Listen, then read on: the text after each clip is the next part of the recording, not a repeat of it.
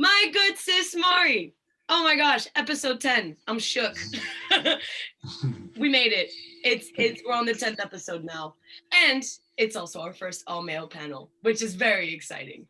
Very, very excited. How are you doing, my good sis Mari? Well, happy Sunday. As my usual, happy Monday. We're going to say happy Sunday. And I am so excited to be having this panel.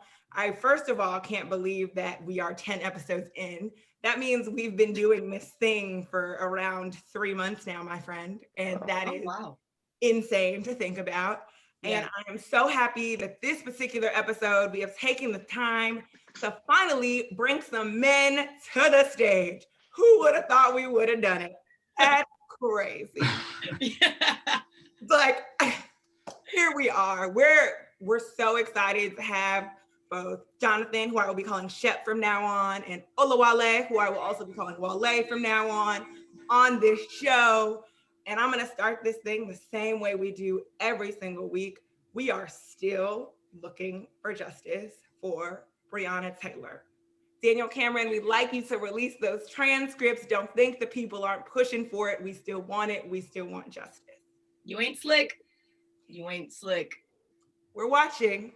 And I say all that, and in the past 2 weeks since we've produced our last episode, we've seen the presidential debates and the vice presidential debates go down.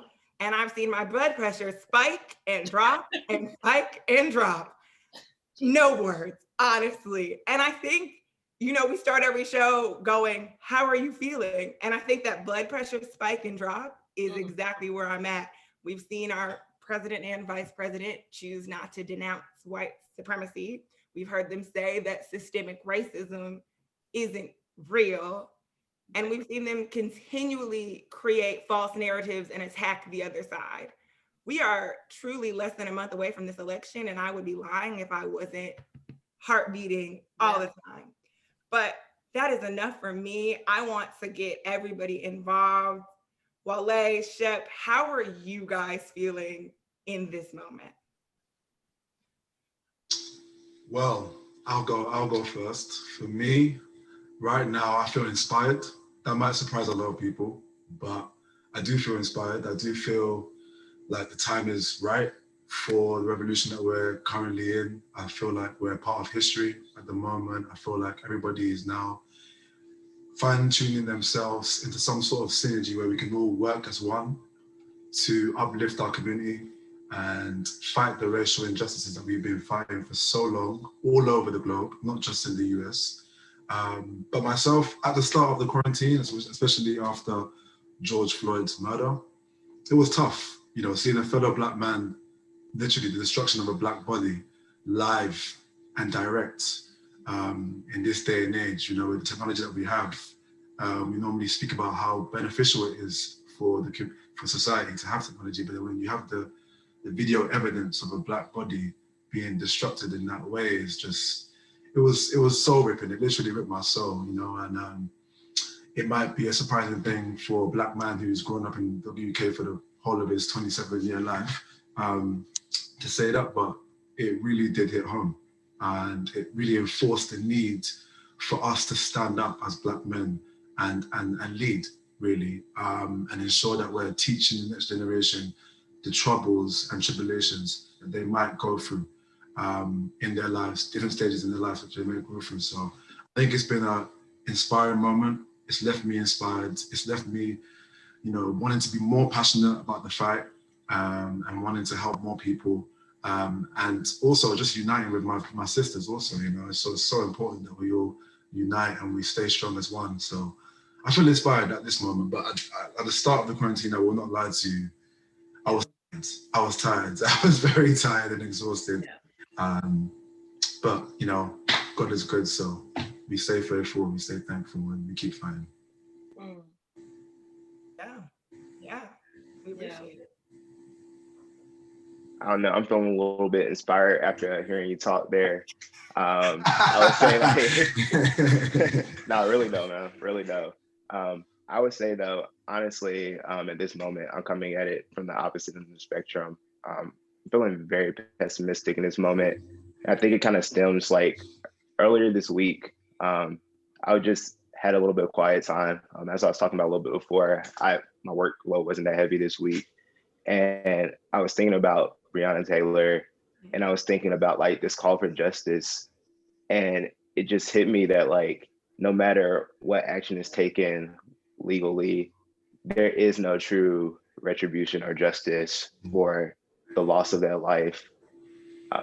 Like you just consider one, the role that like she had to have played in her family, the role she potentially would have played in the community, like her future life trajectory, all of that got stolen from her and from us. Like we don't get to benefit from her existing in this world. And I don't even know how you go about making amends for something of that magnitude. And honestly, like it feels almost like a slight to say that, you know, arresting the officers that murdered her is gonna, you know, equal out to what they took, because it's not.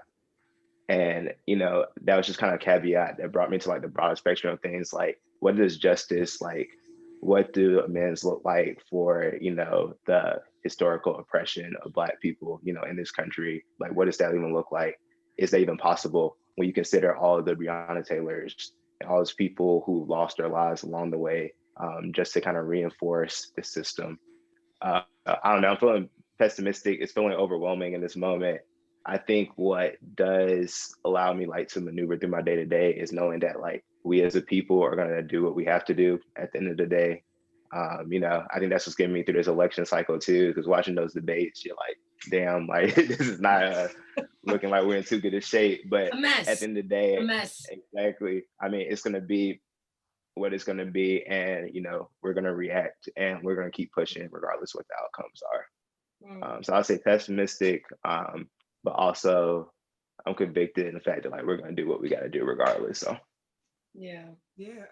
I want to like just thank you both for opening up and sharing like all of this with us. And I think that it does kind of give to, as Mari has said many times on this show, like we are not a monolith as Black people. And so like, obviously, you know, we see a perfect example here right now of like, you have two Black men that are in the same like age range that like have a similar level of like education and like intellect, and yet you have two different reactions obviously to what's happening. You know, I mean that's normal, like that's just life. Like obviously external factors, history, blah blah blah, like will affect all of that. But no, I just, yeah, I just want to thank you guys for just being able to open up to us this way and accepting our invitation and coming on this lovey-dovey wonderful show that we have. Oh, I think one, I echo Mel's sentiments about saying thank you, but I also think that the authenticity of you both sharing where you're at is exactly what we needed to hear. Because so often, especially in the past few months in this BLM movement, all we've heard about is the dissonance and the dichotomy between what Black men and Black women are doing in this moment. And this narrative that there are not good Black men out here protecting Black women, or there aren't good Black women holding up Black men. This narrative that we cannot coexist, this narrative that we do not push each other. And I think it's really important that, especially in this conversation, we get authentic with that moment, right? Especially when we think about, you brought up Breonna Taylor, Shep, and you brought up George Floyd, Wale. Even like, let's have a real conversation about, let's think about the difference in the reaction from the world on both of those two murders and how those things were mobilized, how people reacted and how people moved for justice, as Shep said, because we're never going to get either of them back in each of those instances. I think when we look historically, we have to really question, do we think there is a different place in this movement for Black men versus Black women? Do we think that they're playing different roles in this moment? That's a deep question. Yeah. Sometimes I'm good. It's like, Well, you know, I have to look back in Black British history, and I have to refer to, unfortunately, the police brutality that's been enforced on Black people in this country also. And obviously it may be in stark contrast in terms of reactions on both sides from the Black communities. However, they've hit both communities hard. And when I look at that moment, like I look at, for example, when Mark Duggan was shot by the police, I look at when, you know, a famous Premier League footballer, you heard the word famous, you wouldn't think that he'd be tasered by the police and killed in open daylight. But that happened. These things happen all over the world, and it brought back memories. The deaths that we just spoke about, Breonna Taylor, George Floyd, and others. They bring back a lot of memories for a lot of people like myself in the UK who have seen this story before. And so I would say I had a bit of pessimism at the start because for me, I'll give you this. In this country, you're glorified as a Black person if you're in sport, acting, or music. Those are the three pillars for social mobility in the eyes of youth. When it comes to seeing other Black people in the limelight, you're a Black footballer, you're a Black musician, or you're a Black actor or actress. And so you look at people who have those platforms who don't enforce the need for change. And that was the rhetoric, or the lack of rhetoric, that was occurring at that time when Mark Duggan was shot in 2011. Now, however, a lot more people like John Boyega, Samson Idris, who stars in Snowfall, a lot more actors and actresses, and many people from different platforms. Marcus Rashford, who's been awarded a knighthood by the Queen for his work in the Black community at the tender age of 2021 he is. Yeah. See more people coming out now, working towards change in their own community and those in disadvantaged communities here. And that is encouraging to see, because in the past, from when I've grown up here, that has not been a point of emphasis for people who have a platform in this country. It's been more about the individualism and their social mobility within their family sort of sector. Like it's more, they want to move within their family. And so there's a nepotistic nature in those actions. And so it's discouraging when you hear stories like that. However, people are trying to turn another page and say, hey, that's the past. Let's work with our brothers and sisters across the pond all over to uplift ourselves and learn about their experiences and see how we can help one another. Because as you said, the reaction from both murders are very different. However, it unified a lot of people in a lot of communities, and it ensured that young people can see that we can work together to uplift ourselves and to make ourselves more aware of the systems that we're working against as well. So I think, judging from the way the public reacted, because remember there were riots, big riots when Mark Duggan was shot, Yeah. And the story was similar to the narrative that's been spotted in the US about the riots there, about how people are looting and all the riots are doing is just causing havoc on the streets and stuff like that, when those false media reports are not telling the true story of what's going on the ground. And being at the protest myself, I've seen face first what the powers that be can do to marginalize the community and change the narrative and make it shape what they want it to be for the whole nation. So it's opened a lot of eyes, I'd say. And I think seeing people who have a platform in positions which are, usually seen as a way of social mobility for Black people, stand up and speak and act, is encouraging. And I'd say, it's more encouraging than the reactions that I saw a few years back, or the years that I've come to by when people have passed away or been killed rather from police brutality. So it's encouraging, but at the same time, there's a sense of, I want more, and especially in a British context, because it's not the norm to do that historically, because we've all, Black people communities have come at different times in this country, migration-wise. We haven't really had the time to set foot and say, hey, we're in this together, we're lockstepping together, let's go. But I think that time is starting to happen now. I may be wrong, I hope I'm not, but I'm optimistic. I have to be, because I was very much like Shep. I was very pessimistic, You can ask all my friends and people, I was very much like, oh, here we go. The symbolic gestures that they're gonna do, the BLM, the one knee on the football pitch, not gonna count anything. But I'm seeing more people take action now, which is encouraging. Yeah, I don't know. That question stumped me when I was reading through earlier. I was like, what has been the role of Black men in these movements historically, and what should it be going forth? And I think the way I think about it is two levels. One, I think the level that is becoming more prominent, which is a good thing, is we just really have to nuance our understanding of oppression as Black men. Like there is no liberation for Black men without the liberation of Black women or our LGBTQ Black community. Like it's all lumped together. And I think like we're starting to like move in that way. Like I think Black men who have been the face of movements are starting to be held accountable for that lack of understanding. And we're starting to like make gains there. I think the other side too, though, is like understanding that like as a Black man, like not to play like oppression Olympics, but as far as like your status in society, like the only person below you is the Black woman. And I think like a lot of times, and I definitely like fell like into this trap in undergrad, like as a Black man, with like certain characteristics, you'll get a platform. And you know, you see the platform as something that's good for you personally, which it is, like it benefits you socially. But at the same time, like you become, and it's falls into what Wale's saying, like you become to whoever gave you that platform, whichever system or gave you that platform, you become that mouthpiece. And every word you say silences someone else who does not have that platform. I remember, you know, David saying there was a Black woman who was calling out issues, you know, she's saying Davidson needs to be held accountable for X. And, you know, when I saw it, I was like, oh, Davidson is trying to respond to X by doing Y, you know, and I didn't realize that, but I shut down like a very valid complaint for her. And because my platform was larger than hers at the time, her concern went on her, you know, the school is very easily able to say, well, Shep said this, you know, we're addressing it that way, you know, and move on.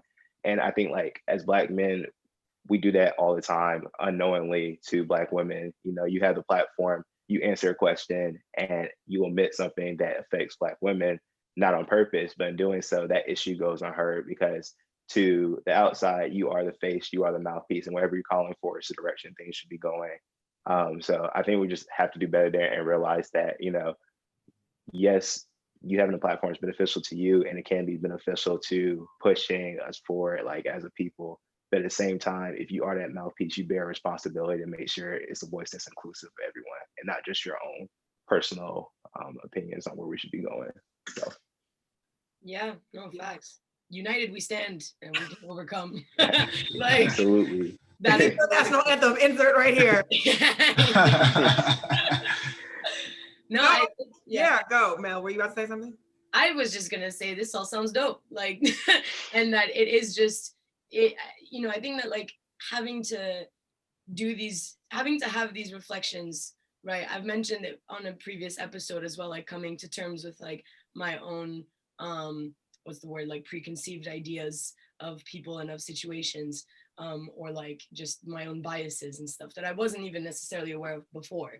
You know, I think that it's like when you're examining your position as an individual, but then also an individual that makes up a bigger community within a movement, then, you know, it's hard to do that and to take a real good look, hard look at yourself and just be like, okay, like, where am I the most beneficial and where am I the most detrimental? Yep. And I think that's, yeah, I just want to commend you both for just being able to answer that really hard question. Soft questions, Melina. I don't understand why you ever thought I was going to ask you a soft question. But I think Shep I think you both hit the nail on the head. But where I want to go from there is we start to think about exactly what you both said, actually, tokenism in white spaces. And we talk about being the only Black or brown face in a space and your voice becoming that of the entire body. As Melina said earlier, we say on the show all the time, we are not a monolith. We cannot answer a singular question as one person. We may all have very similar ideas because we can feel the oppression, but we cannot answer it in a singular way because the way that each of us would attack our activism, the way that each of us would attack something is gonna look very different. And I hark into the Davidson point that Shep just brought up. Each of us, I know, is operating, whether we be in school or whether we be in our jobs, in spaces in which you are probably the only or one of the few that look like you. Yeah. How do you see yourself? How are you maneuvering that space in this moment? Because I do think there has been this new awakening, I want to say, for non-white for non-white POCs as well as white people to engage with Black voices and wanting to elevate Black voices or be actively anti-racist in a new way. How do you see yourself maneuvering that space and avoiding what you said, Shep, honestly, being a token? Can I answer that first? Because I actually Yes, have of course, Yeah, ma'am. yeah. Okay. So I was like, I don't know. But basically, like, I think it is in my, so like my work life and space in Manchester is basically like just activism. And in Manchester, it's like not completely white, but it's like fairly white, which isn't an issue because every single person that I've met in this space is more passionate than like the next one, you know? So it is very much like, did I say that right? I don't know. Yes. I'm French and I'm tired. Like, who knows? But like, basically, it, you know, as much as like they are extremely passionate and they're there for the causes that they stand for and everything, and that they're like ride or die, like go hard. There are oftentimes like lapses in like, you know, recognition of situations, and I've tried to, I think, you know, now it's one of these where I personally am trying to just have more of like an inviting, like, you know, actually, I'd like to like correct you on this if that's okay, or like try to offer a different perspective and like narrative, because the moment that you just kind of, you know, you don't want to grow bitter and you don't want to grow to be this person that like just sees everyone as like an enemy of who you are and what you stand for, solely because, you know, I'm not going to call it reverse racism because that's not a thing, but Thank like you. it's almost as if like, you know, you then are projecting those same kind of like fears that like it's not even that they're unfounded, but it's just that like you don't know that this person actually has these intentions towards you. You know, every single person that like I've interacted during BLM and stuff, like every single person that I was interacting with, sorry, during BLM, during lockdown, because it's still happening, because it's not a moment here, Starmer. Um, like it was one of these things where people were reaching out and just saying like, I hope you're well, blah, blah, blah, and all this stuff, but then would still like also kind of look to be like, tell us about your pain. It's like, no, I'm not going to tell you about my pain because I am in pain. And thus, me doing that is literally just like rubbing salt on my own wound for you to see the reaction of this happening. And so I have like been on calls where I've had to be like, I'm not doing this today. Like, let's just get to work. Let's do what we have to do. But like, I'm not going to sit here and be like a movie for you to watch from your screen of like what is happening to this person right now, like in this time, you know? And I think it's the way I see it, like it is that movement that is very difficult to do, like that maneuver that's where you're not trying to exclude people, but at the same time, you don't want to necessarily like be in those environments, like have to go through that and to like go through that in front of those people as well. And by those people, I'm not out here saying like white people. I mean genuinely people that like wouldn't be able to understand and are looking for you to understand. Yeah. You know. But Definitely. yeah, I'm gonna open up the floor now. Yeah, I'd say for me, previous experience that I've had in sectors that I've worked in, I could have done a better job as a Black man to listen more to and other people in spaces that I've had the sort of the privilege to be in that space, because oftentimes, you know, when like Shep mentioned about how Black women are the only people below Black men, oftentimes you start to worry about your own self because you go through your own troubles as a Black man and sort of forget to listen to the other side, which is the Black woman, and understand the struggles that they may go through in the workplace. And so if you're in the same environment, I'll give you an example. When I was a journalist, I remember being like just so tunnel vision, me, I got to, you know, focus on me, and you know, I'm the only Black guy in the room, and then a Black woman comes in and we don't even speak. I mean, she's over there, I'm over there, and we give each other the look and the fake smile, if you see that on YouTube. But it's very awkward, and I could have done more, because at that time I didn't acknowledge the position that I have, because as men we have that gender privilege of knowing that men's voices will get heard more than women's. So that acknowledgement, now that I'm seeing, I look back, a lot of retrospective that I've had to do, looking back on situations like when I was at school, not speaking up enough about the struggles of what Black men and women are going through, especially women, because it was sort of seen as like a thing of us Black brothers have to stay, do our thing, they do their thing, and it was never a thing of listening. And I think that's so important now in this moment as well. Like, you have to listen to each other, understand the struggles that we're going through internally, because we are going to get those questions that Melina mentioned from white people and, you know, other people of color of, how are you actually feeling? Black lives do matter. And, you know, some days you might be like, look, I can't do it today. I'm Black. That's all you need to know. You ain't getting more than that, okay? Like, look, what do you think is wrong? Like, what do you think is, how do you think I'm feeling? Like, what? It's tough, yeah, and it's tough. And then, you know, you think of that, you think of how we need to listen more, and then you also think about how the lack of societal reaction that has come from the protests in the UK, where you feel like the atmosphere and the heat has a little, you know, it's just turned down a notch, you know, and it's tough because, you know, you want to do so much, but your bandwidth as a Black person in this world can only stretch so far.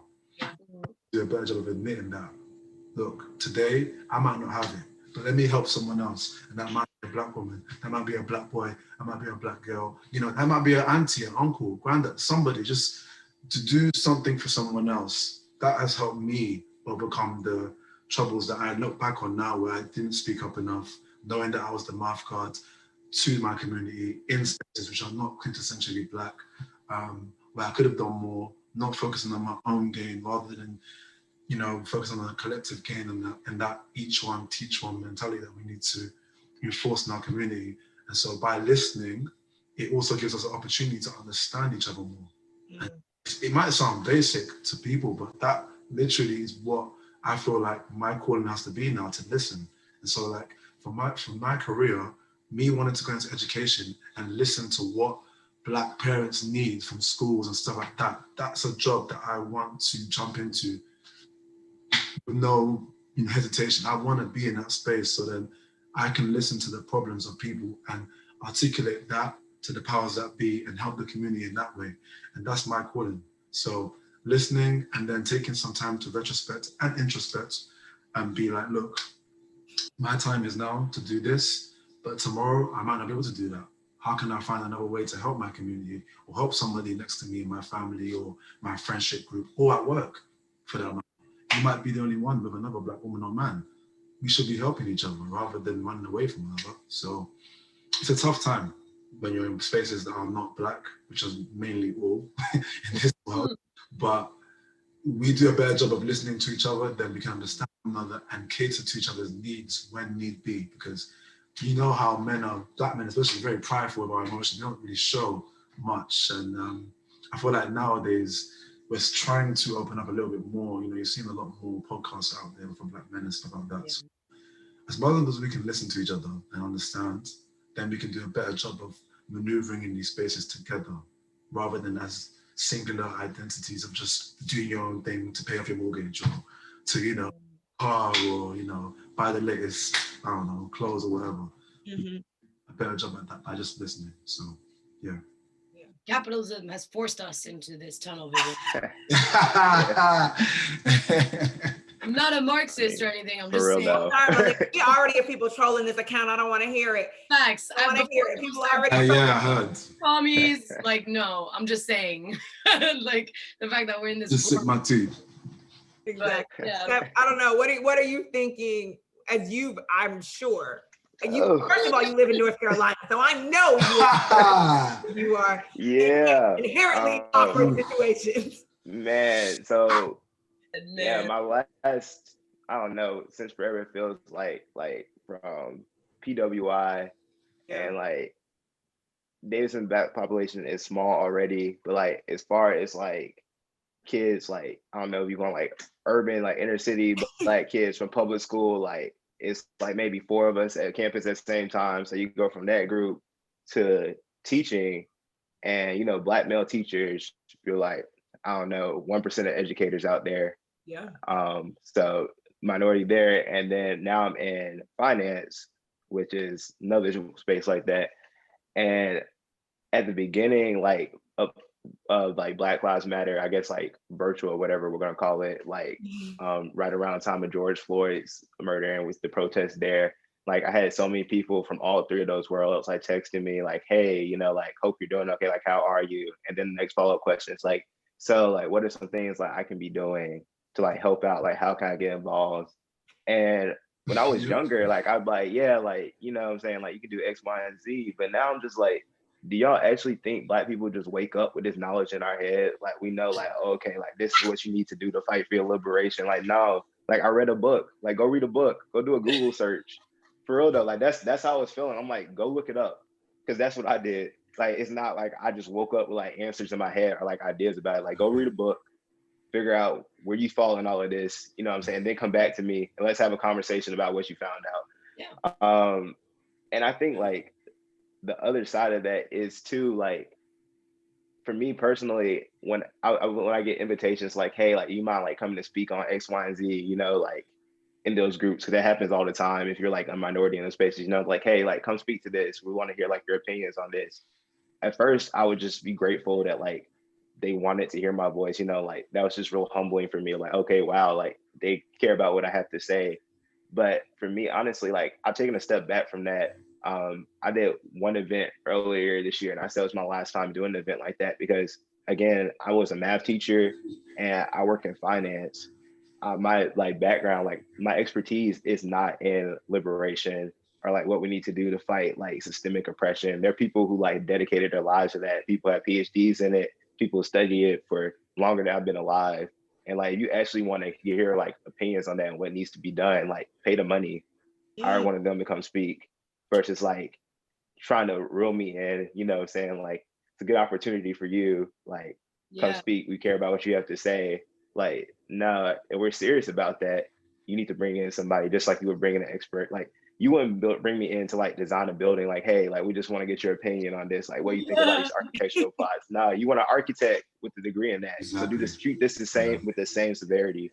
I think like we just have to do better at that. Like, don't take that bait where like, Yeah. you know, you're that Black person at work and they're like, hey, we want to put you on like this panel, you know what I'm saying? Or we want to put you on this diversity board. Don't take that bait. Like, no, like if you're serious about doing this diversity work, go hire somebody to do it.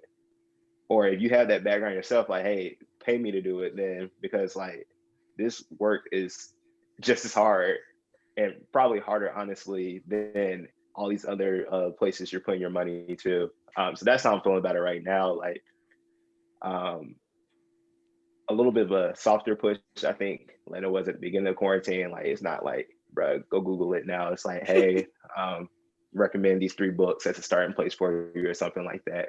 Yeah. But yeah, I think I'm done personally, like doing that because there's people much more qualified than myself to speak on those issues. So Yeah.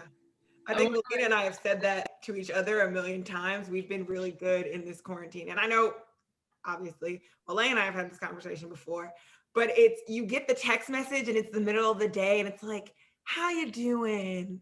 I saw XYZ happened on the news. Yeah. Oh my goodness, isn't that sad? How are you feeling? I'm just gut wrenched, or I'm so tired of seeing this.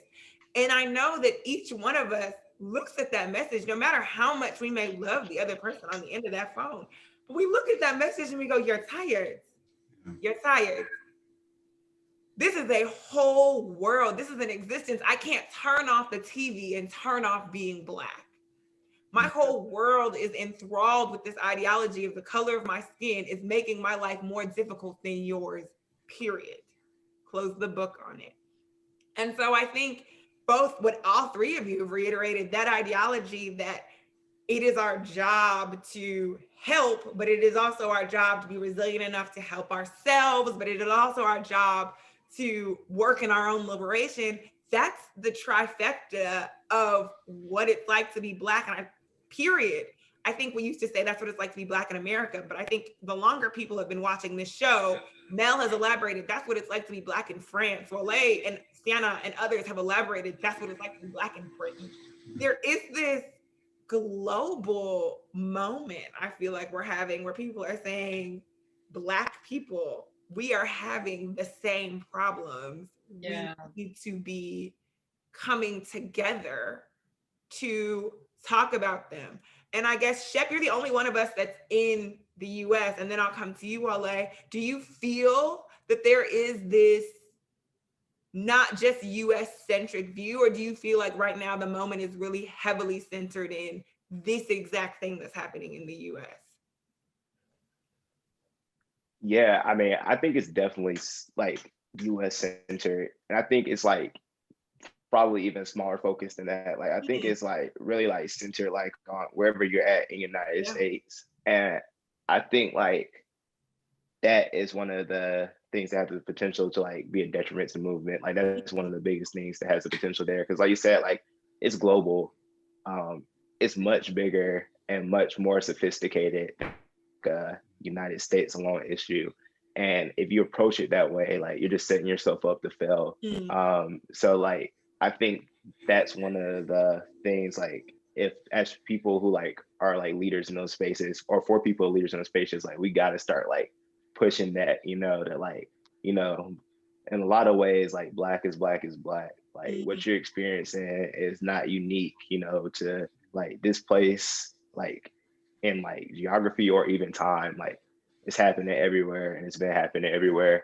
I think too is like we don't even know like for real like what we're asking for. Like I think that's the second thing to me that like is really concerning about where we are in the movement. Because like if you're out like at the protests earlier, or if you're out like with the grassroots organizers, like everybody is like coming and asking for different things. And I think like a lot of time, like one, just being black, and then two, like the way that like the media like phrases like lumps all the groups together, like it seems like we're asking for the same thing and we're really not.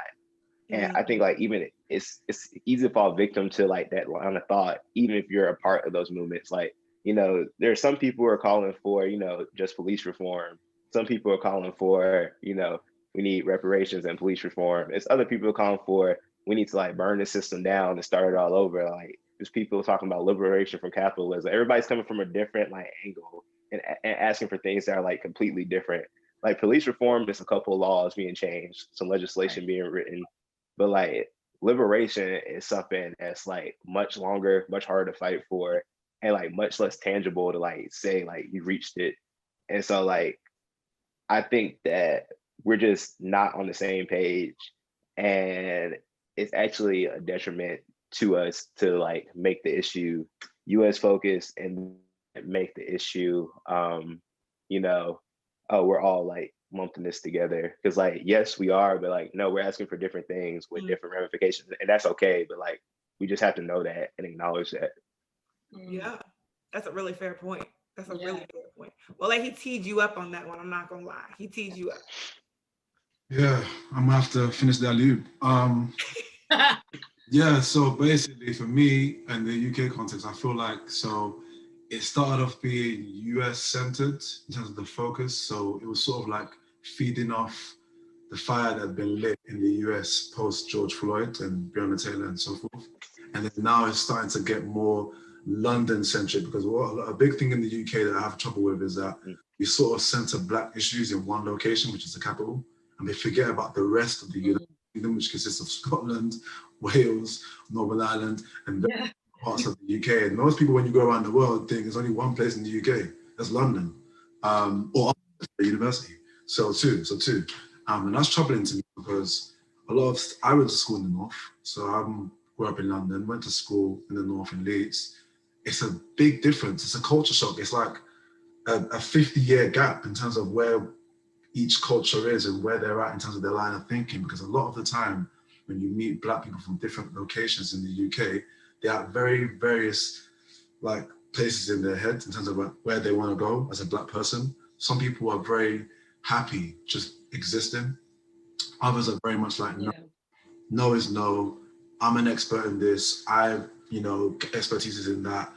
I want this. And so it might be a few on the face of it due to the media, obviously not showing it to the general public, but there are people out there, and I think we need to start searching for those who do put in the work and want to find change and want to actually enact action and have plans, but don't get their voices heard because the vast majority of people in the UK are not in that line of thinking. And I just think that when it becomes London-centric, it's like almost like everyone else gets excluded out and their problems don't matter, because you remember when the statue got pulled down in Bristol.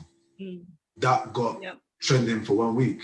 Since then, no one was talking about the slave history in Bristol and how that was a port, centuries ago for slaves to come into the UK and stuff like that. And it's troubling that it's so London-centric because there's so many gaps in society of where Black people are not being represented properly, and that then leads to people not knowing where they want to go and what they want.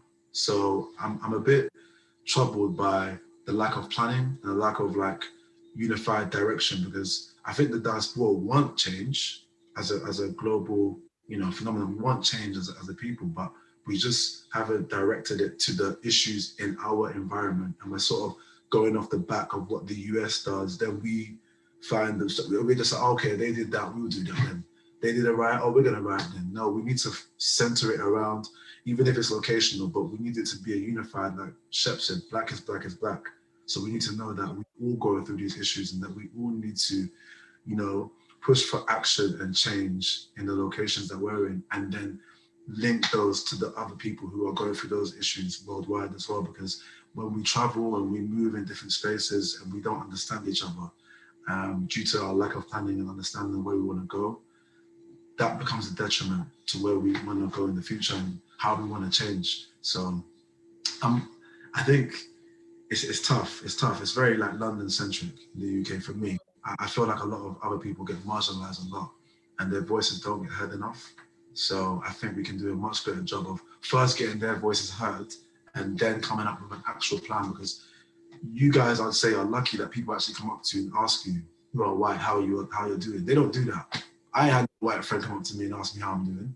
They just assume that I'm okay because I put a post about Patrice Lumumba or Marcus Garvey or something like that, or some sort of Nigerian history. So they think I'm all right because I'm that guy. I'm the African guy. I'm the guy that, pushes for the Black thing. And, they don't ask those questions. And so they just assume, and you see that in government too. They assume what Black people need and then place people who aren't even Black in positions to push for BAME change. And we don't want to get into BAME, but third episode in a row where we touch on BAME. Listen, BAME is serious, man. Like when you guys brought it to light, but BAME is actually sick. It's still in the media today. I saw an article this morning, BAME this, and I'm like, guys, you've not learned. You so dumb. Took interviews with people on the BBC saying they don't like the term. These are all people from different facets of life, and you still use those terms to define the experience of Black people, because they don't want to call a spade a spade. They just want to call it BAME to sweep it under the rug. And so to get the attention and to make these people in power understand what Black people need, we first need to know ourselves historically and understand where we've come from. And then we need to enforce some sort of community-based action where we can come together and have an actual plan, and not, just keep it London-centric or, any big city in the UK-centric or US-centric, because again, that's where the parallels become differences when we start arguing online about, oh, the US experience is way worse than us, we're okay. And then it starts to get into that kind of, those type of politics, which we don't need. We don't need that, okay? Yeah. What's happened in the US and what continues to happen day by day, but what about where you are in the UK, so that we can bounce each other. So that's the direction I feel that we need to go in. Yeah. Shep, do you know what BAME is? I actually learned about it just going through the Instagram. Isn't that the all-encompassing minority term? Yeah, y'all put me on. All-encompassing minority term. I like that. Minority ethnic to be the all-encompassing minority term. I like that. I'm gonna use that. It's Black, Asian, and maybe exotic. Maybe exotic. That's the one. Melina's version. I know we always end up here, and if you're a true listener of this podcast, you heard it in episode 6, you heard it in episode 8, episode 9, and we're back on BAME because it still sucks. But I think about this, and I think about in the US context, this new ideology that we think we're going to use BIPOC or BIPOC or whatever the term is. But I think about, and I really want to get both of your opinions, and you too, Mel, because I think the last time we talked about it, I never even asked. But these all-encompassing terms, right? in a moment where Black people are saying Black lives matter, we are asking for you to listen, center, work for the equality and liberation of Black people, period. What are your thoughts on these terms that are saying, yeah, that's nice, but we want to talk about everybody. We want to have this conversation. Like, we think it's actually more important that all of you get to be this one thing. Yeah. I think for like, I'm gonna start it off with a little anecdote. But it's literally just I'm not gonna say like who it is, but just for their own sake. But it's someone that is like extremely dear to me and like, yeah, blood. So we're having this conversation and I'm saying like, yeah, this week has been really hard. It was when we filmed the last episode. In which I cried like 3 times. But look at you today. Yeah, no, it was rough. And like I was explaining to them like, yeah, you know, blah blah blah, like all this stuff. It is just so tiring to literally have to just like go through the same thought processes, the same cycles, like because people still refuse to recognize that like there is a deep problem for Black people, like not only just in the UK or US, but literally like in the world. I was gonna mention earlier as well that like the experience of being Black is also the same in Africa. Like, I'm sorry to say, but it's not as if like, do you know what I mean? It's not as if we necessarily are in this like utopia on the continent of like, we're all the same and we're all cool and we're all like, no, I mean, you know, the continent is a whole. We can't diverge that far. We don't have that time. Yeah. We're running out of time. That's another episode. Come back to it. But so this person was saying like, Melina, you can't like, you know, I understand obviously that this is extremely dear to you, but you can't, you know, continuously like take on these emotions and you can't like continuously like absorb yourself into these conversations and these situations because ultimately like it's hurting you. And also, you know, there's the like Chinese Muslims in China that are dying in extermination camps. And I so very calmly, I've never been so calm in my life, but I was like, I'm not talking about them. I'm talking about me and like BLM currently. And I was like, I'm not denying it, but I'm not talking about that. And so I was saying like, as much as I love you, and I know that you're saying this because you care, you know, what you're effectively doing is shutting down and completely like, what's the word? Like taking away the value of like what I'm saying just because there's other situations happening worldwide. Bet we could start listing everything happening in the world if that's what we're trying to do. Does that mean that it's going to make anything better for all of these situations? No. Is it making anything better for the BLM movement? No. Like, what is it doing? It's silencing voices. Yep. And literally saying like, sometimes in some cases saying like, you actually have it so much better. Like, there's no reason for you to get in like this whole upheaval stuff.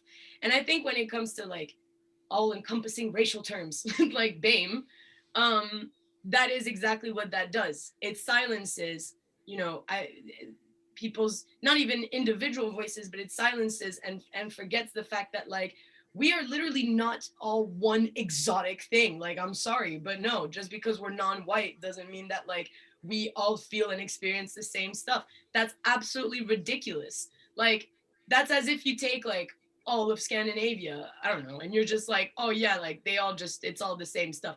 You'll have Norwegians looking at you like, excuse me, like, no, I am not the same as someone who's from Finland, or I'm not the same as blah, blah, blah.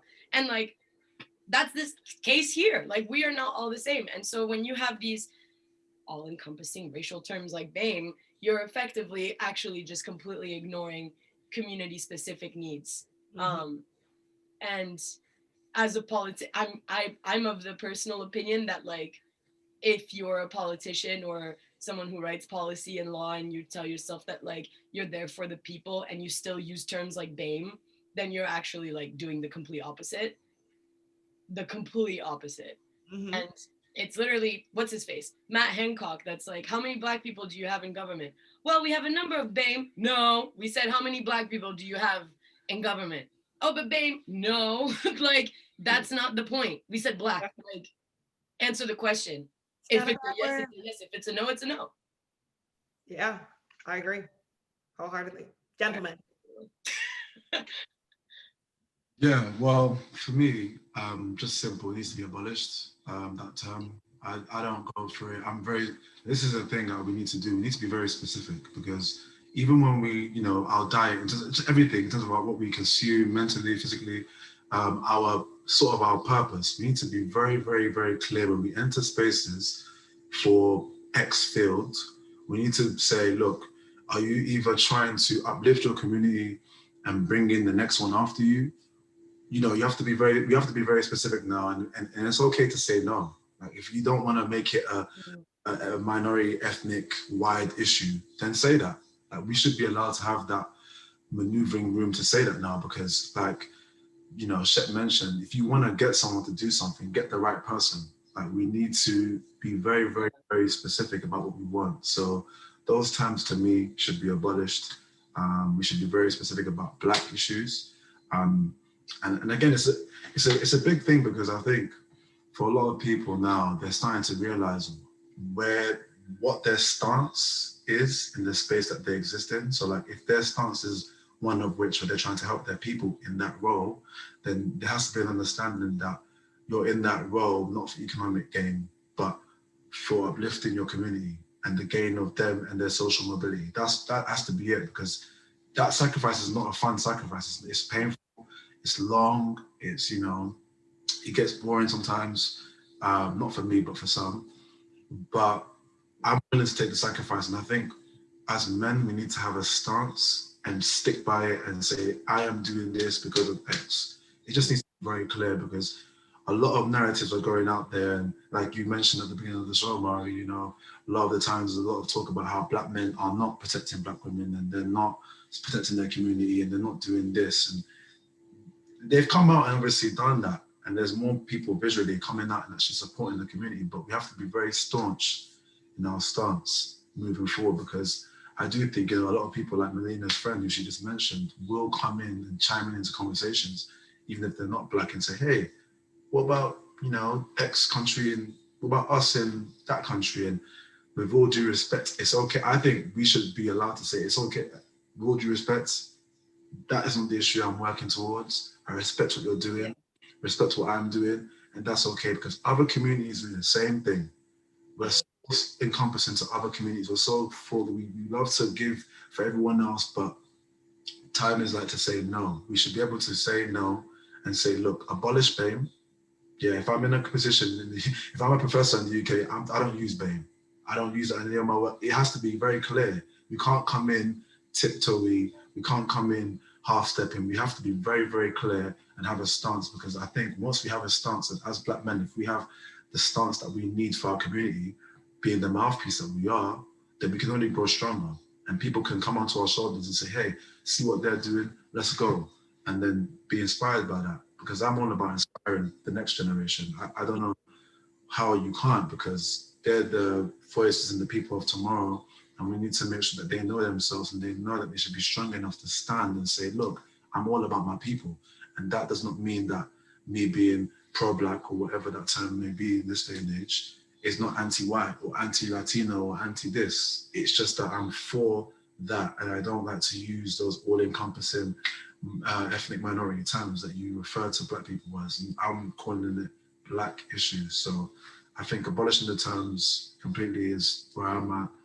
And as people, especially as men, we have to have a stance and stick by it and be very specific about why we are in the spaces that we're in. Because let's face it, again, Black women are below, the only people below Black men. And so we have to make sure that we use the power that we have, the little power that we have in this world as men, just by gender, biologically, to push forward a narrative that helps us rather than deters us. Yeah.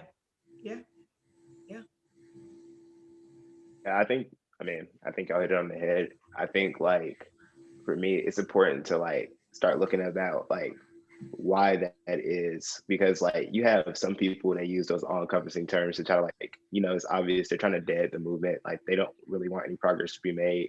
And it's like a sly way to be able to accomplish that, if we lump everything together. Another big piece of that too is like, and I think this is probably one of the hardest like things to like articulate, is like everybody is harmed by the system that we're in right now, regardless of like race. Like this system oppresses white people too in ways that they do not understand.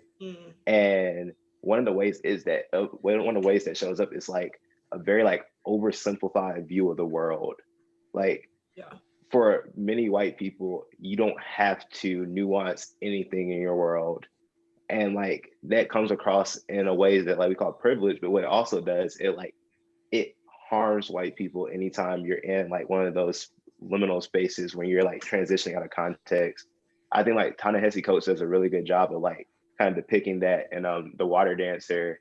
It's a fiction book, but you know, the book starts off as there's a slave who is with his half brother who is also his master, and you know, they're making a journey and they end up falling into a river, and the slave is listening to his half brother, who is his master, calling out like, "Save me, I can't swim."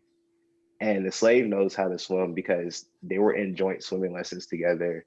But because of the white slave master's mindset, because of the privilege he had been to, he never took the time to learn how to swim. And the slave said, you know, Ta-Nehisi Coates says, like, he has the main character who's a slave saying that moment, he's like, you know, in this context, like in this moment, the true nature of like our status had never been more clear, because it showed how reliant, one, the slave master was on the slave, and two, it showed that like outside of the context of like our current day system, like in a lot of ways, white people are not equipped to compete. Like what you have to do as a Black person to navigate this world, like you build a very particular tool set. And if you're white, you just haven't had to build that tool set. And if context ever changes, you know, white people, there's like, they're not equipped for it. And I think like we have to start talking about it that way, because one, like you're not gonna get anybody invested into anything unless they also have a stake in that. So, you know, like my oppression, like it's bad for you too as a white person. And we have to like start articulating like the ways in which it is. And like, I think it's hard to talk about because like as Black people, we obviously like we feel our oppression every day. Like a Black person knows at a very like young age what kind of oppression you'll be faced with in this world. As a white person, like it's much harder to see how the system affects you negatively. And two, like we don't talk about it. Like we always talk about it from like an avenue of like have all this privilege because of the system that we're in, versus like the system is actually like stripping you of like the fullness of your humanity. Like white people don't even get to experience the same realms of like emotions that you get to experience as Black people because of the position that we've been into. Like there's just certain like feelings, certain like mindsets you won't be able to get to if you've never been in like that situation. And you know, we have to find a way to articulate it. It's hard to talk about. Like that's something I'm really trying to explore more of. Like I heard about it first in this REI Institute, like Racial Equity Institute, when the facilitator asked us to describe white culture, and we would start naming things. You know, like, people are naming stuff like, I don't know, like country music, something like that. And he's like, well, no, actually, like that comes from this. And he's like, you can't pinpoint anything to be strictly white culture because white people never had necessity for culture. Like culture is a product of like survival mechanism that like minorities and Black people have had to, you know, develop in order to exist in this world. But white people have never had to do that. And that was the first time I had never thought about it that way. But I'm trying to dig deeper into that because I think that's a huge part. And that's why you get like, they use those terms like BAME because their viewpoint of the entire world is simplified in that way because it's never had to be nuanced. So I don't know, like I'll stop there. I'm still trying to like get my full like understanding around that. But like I think there is something there. And I think like it's something we have to start articulating, because if you don't, what like motive does a white person have to be, you know, pro-liberation? Like we're telling them the system is helps you out. What motivation do you have to?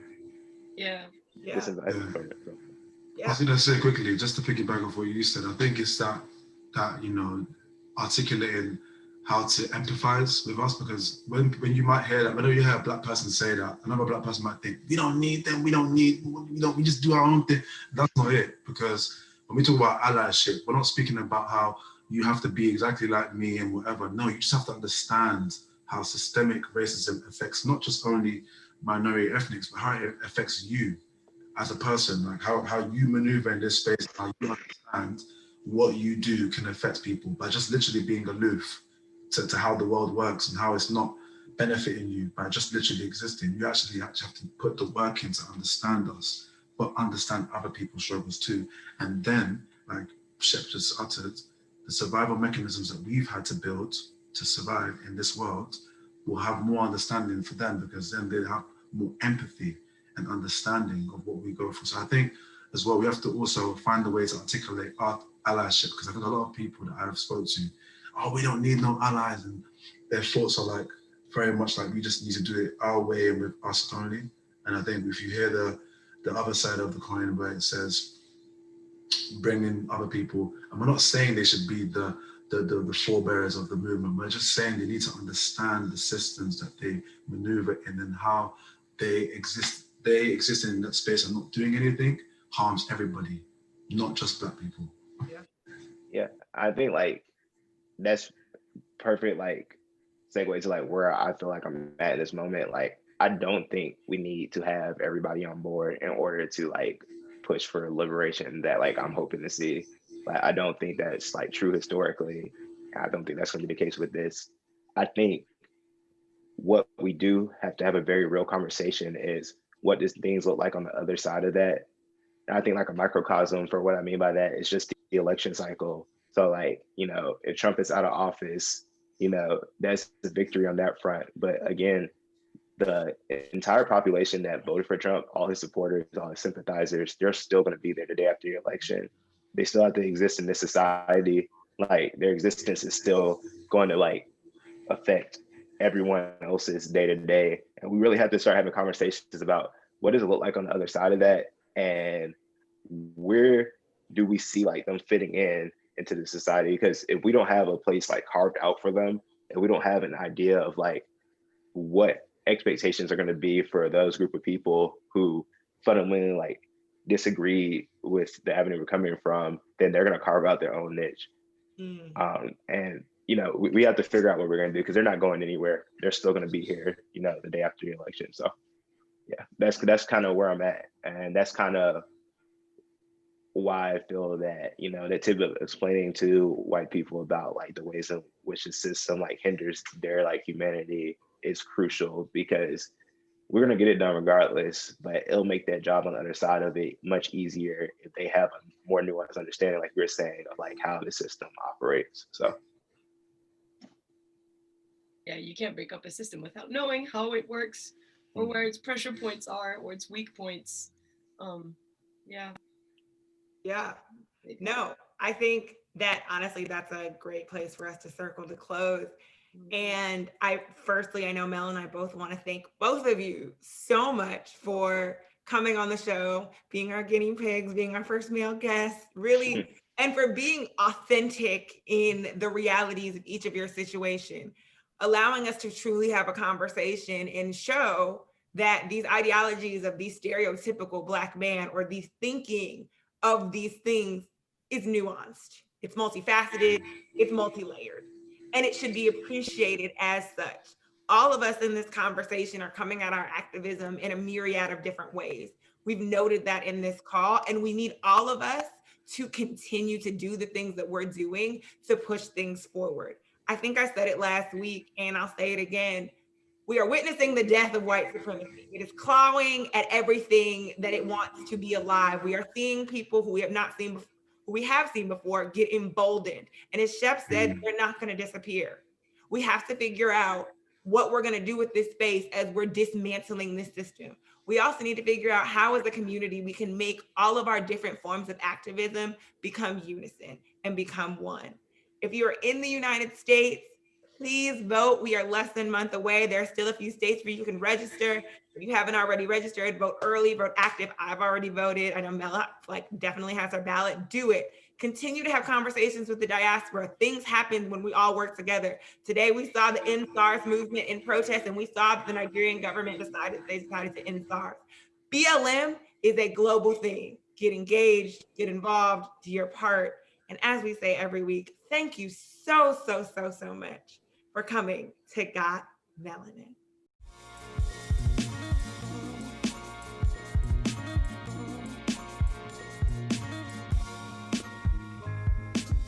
Everybody gather round and listen to my song.